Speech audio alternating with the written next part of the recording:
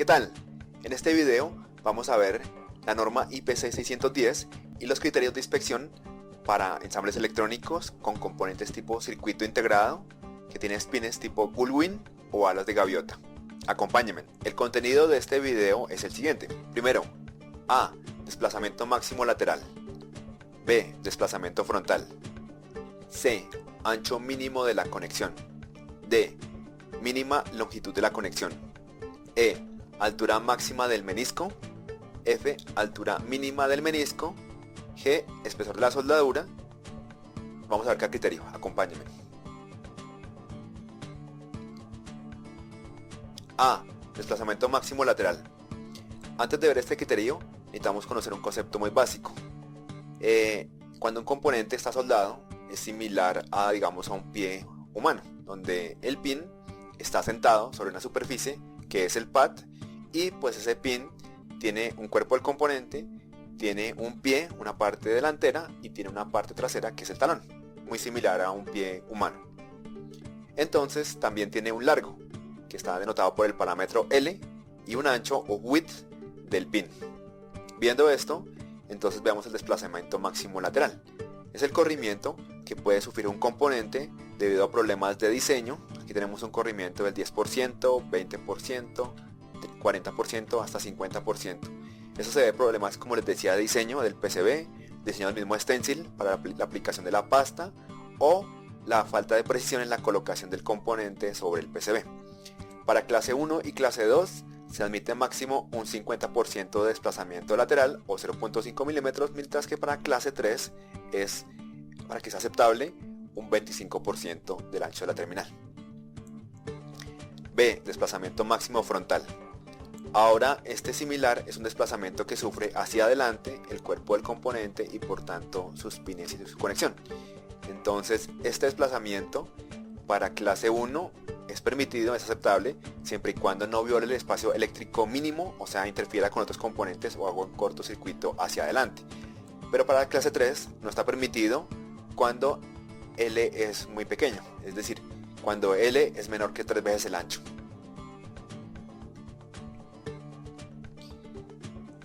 C.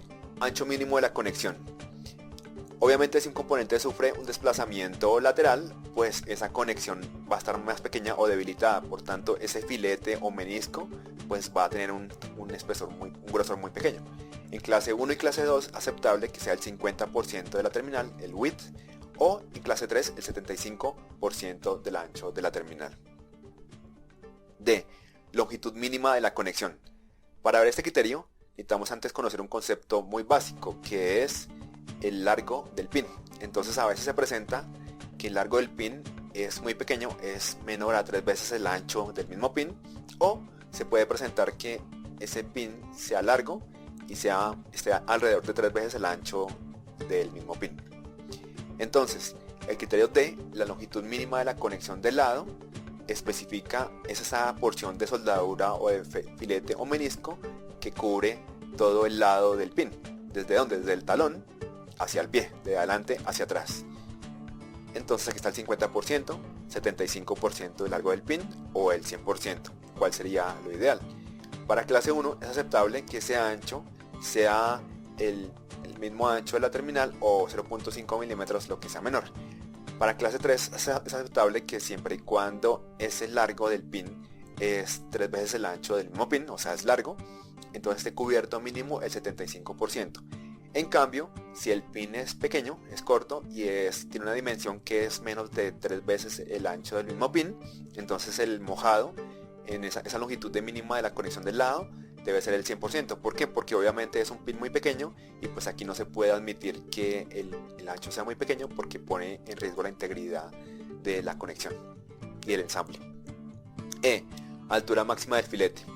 El filete puede ser tan alto como se quiera, pero nunca tiene que tocar el cuerpo del componente.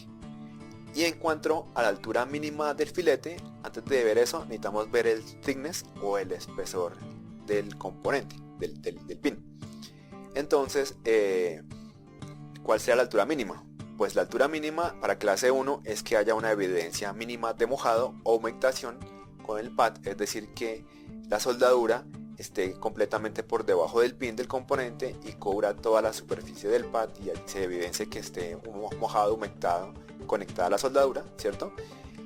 Para clase 3, como mínimo, el parámetro G, que es el mínimo espesor de la soldadura, más el thickness, el espesor mínimo del pin.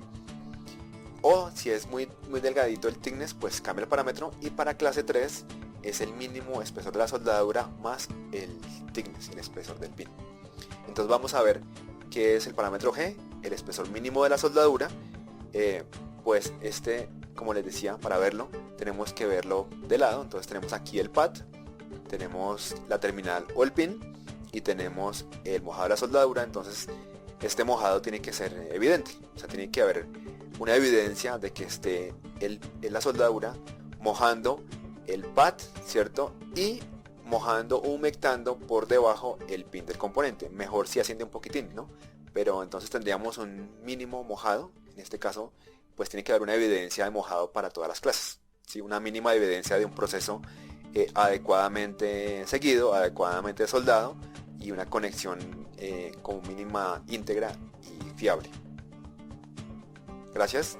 Gracias por ver el video. Los invito a suscribirse a este canal, a activar las notificaciones y a preguntarnos por el curso IPC 610 de calidad de manufactura y ensamble electrónico. Hasta luego.